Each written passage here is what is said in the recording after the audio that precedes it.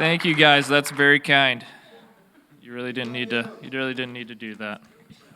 I believe that the Lord has shown me something that is a new position, a new posture of the next season for all churches who want to drive. I don't know if drive is the right word. Those who want to be the starting point of the infection, which is revival in their cities. So let me start it off like this. Three quick paragraphs from A.W. Tozer's The Knowledge of the Holy, Chapter 6, Self-Sufficiency of God. The Father has life in himself, said our Lord, and it is characteristic of his teachings that he thus, in a brief sentence, sets forth truths so lofty as to transcend the highest reaches of human thought. God, he said, is self-sufficient. He is what he is in and of himself, in the final meaning of those words. Whatever God is, and all that God is, he is in himself. All life is in and from God, whether it be the lowest form of unconscious life or the highest self-conscious, intelligent life of a seraph. No creature has life in itself. All life is a gift from God. The life of God, conversely, is not a gift from another. Were there another from whom God could receive the gift of life, or indeed any gift whatsoever, that other would be God instead. An elementary but correct way to think of God is as the one who contains all, who gives all that is given, but who himself can receive nothing that he has not first given. To admit the existence of a need in God is to admit incompleteness in the divine being. He is need is a creature word and cannot be spoken of the Creator. God has a voluntary relation to everything he has made. This is what God has a voluntary relation to everything that he has made. But he has no necessary relation to anything outside of himself. His interest in his creatures arises from his sovereign good pleasure, but not from any need those creatures can supply, nor any completeness they can bring him, who is complete in and of himself.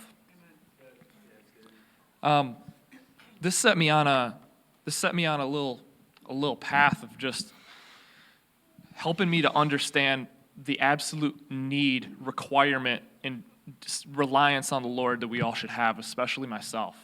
It's illuminated the amount of striving that I do in my own life because I see how good he is. That, man, I just didn't see it. I've got knocked down once, and I got up once.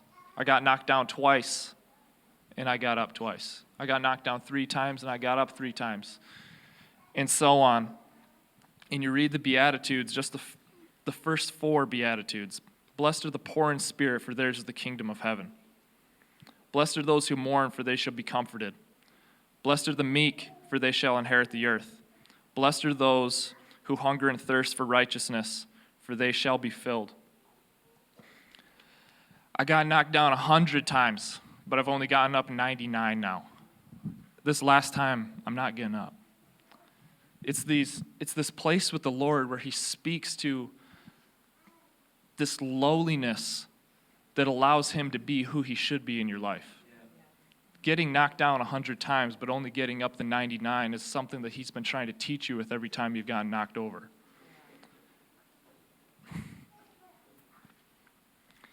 He showed me that there's 2 kinds of mourning. Here we are in the center, we're on earth, and something terrible happens. There's a death, there's sin, there's heartbreak, and you get to enter into this place with mourning in partnership with the Lord and fulfill these beatitudes by going in the direction of hell and saying, Lord, things should not be this way. Come and rescue me from the pit. Come and be with me in this moment. And where it says, blessed are the poor in spirit. Blessed are those who mourn. Blessed are the meek. Blessed are those who are hungering and thirsting for righteousness. All of those attributes of the believer are in that place when they are in desperation and brokenheartedness. But what about when you're not in desperation and brokenheartedness anymore?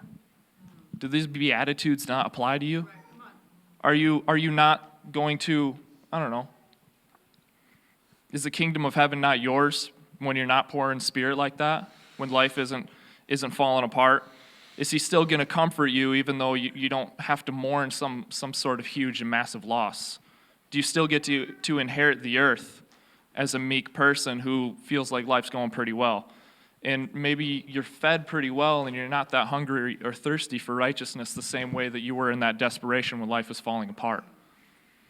And the reason I started it off reading from this is because the second kind of mourning is us understanding our position here and seeing in the other direction the goodness of God that creates this absolute, almost like a lust after his glory, after his goodness, at this desire within us that isn't from a place of, man, I need things to get better, but it's from a place of, I see your goodness, and it's consumed me. Like, you said that was for me. You said that you would be with me. You said that you could heal everything inside of me. You said that you would come and you would just flood the streets with revival. You said that you wanted to do these things. You said that I could inherit the earth. You said the kingdom of heaven's mine. You said I could be filled up if I thirst for righteousness. You said that I could be comforted no matter what storms come, that all will be well in my soul. And it's that kind of desperation is seeing the opposite kind of mourning that the believer should and always be in, knowing the promises of God that should just drive you absolutely crazy. Has the Lord spoken over you that there is going to be revival in the city? Has he spoken over you that there is a place in a person for you to become so that you can be used by him in the absolute fullness? That should create an absolute desperation and mourning inside of you. The reason that we sin or the reason that we don't fulfill that promise in our lives that he had for us is because too much of you is living. Too much of you is still alive. And it drives you into the floor, into a desperation and a loneliness, understanding, man, I got to get even lower. Parts of me can't remain if the Lord is going to have his way in my life. Man, I'm just praying that would drive us absolutely crazy. That we would just be in football, you have this saying, it's called the lowest man wins. Y'all know that? Probably in wrestling, the lowest man wins. That's the same thing in the church. Not that I'm trying to win or beat you guys, but I'm trying to get so low. I'm trying to keep that mentality of, man, I just want, like, I just see your goodness, and even though life might be going pretty well for me, I hopefully am getting pretty blessed. Hopefully I'm inheriting the earth. Lord, there's so much yet that you still want to do, that I want to give you, and so much that as your son, I need to receive this side of heaven because it's due to me. You taste something so good that you lose taste for the things of the world. You taste something so good that you are desperate to have another taste of it again. But all the time.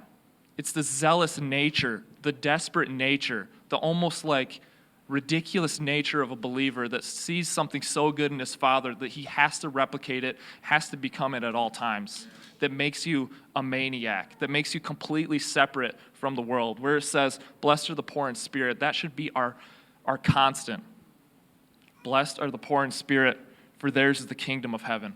Do you have the kingdom of heaven, or where don't you have the kingdom of heaven in your life? Get poor. Get as poor as you possibly can. On Wednesday, the Lord showed me a lot of things, had a lot of visions, and one that I think is beneficial for repeating right now is he showed me, as he looks over the entire nation, he sees a saltwater nation. And he sees saltwater states, he sees saltwater cities, and he sees saltwater churches. And the people within this nation, the churches, the cities, and the states, are cups of salt water that he loves and he wants to go and dwell with and drink from. But most churches are saltwater churches where after coming and communing with them, because they say his name and welcome him in, they don't actually care for him or love him back in the same way. So it's a one-way relationship where he drinks from the cup that is who they are, but he remains and gets even more thirsty after visiting. And it broke my heart because we can't be that way.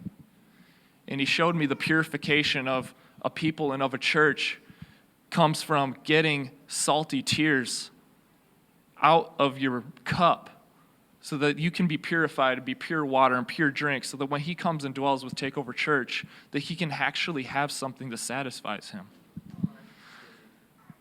Sweat comes out in tears, salt comes out in tears, salt comes out in sweat.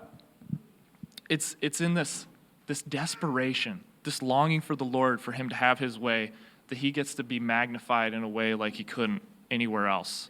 It's this way that we should be, that, Lord, I want to satisfy your thirst, that if you actually come here, when you actually come here, you have something that is going to be good for you, that is going to be worth you coming back and returning in even more intensity, even more goodness, so that you can keep on replenishing the cup that you love to drink from so much.